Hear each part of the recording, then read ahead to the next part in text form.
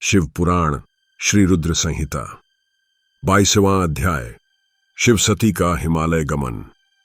कैलाश पर्वत पर श्री शिव और दक्ष कन्या सती के विविध विहारों का विस्तार से वर्णन करने के बाद ब्रह्मा जी ने कहा, नारद, एक दिन की बात है कि देवी सती भगवान शिव को प्रेम पूर्वक प्रणाम करके दोनों हाथ जोड़कर खड़ी हो गई।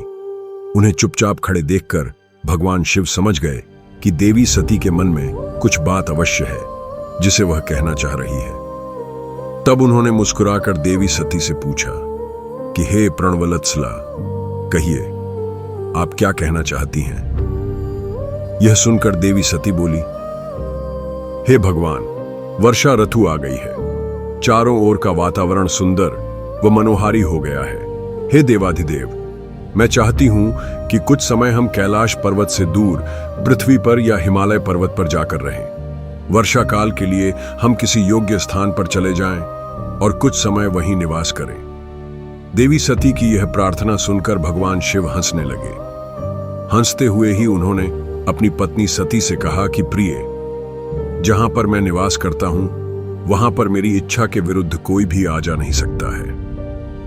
मेघ भी मेरी आज्ञा के बिना कैलाश पर्वत की ओर कभी नहीं आएंगे। वर्षा काल में भी मेघ सिर्फ नीचे की ओर ही घूमकर चले जाएंगे।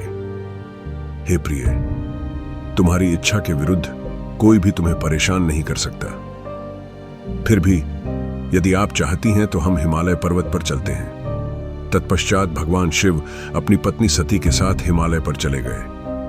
कुछ समय वहां प्रसन्नता पूर्वक विहार करने के पश्चात वे पुनः अपने निवास पर लौट आए। अध्याय समाप्त।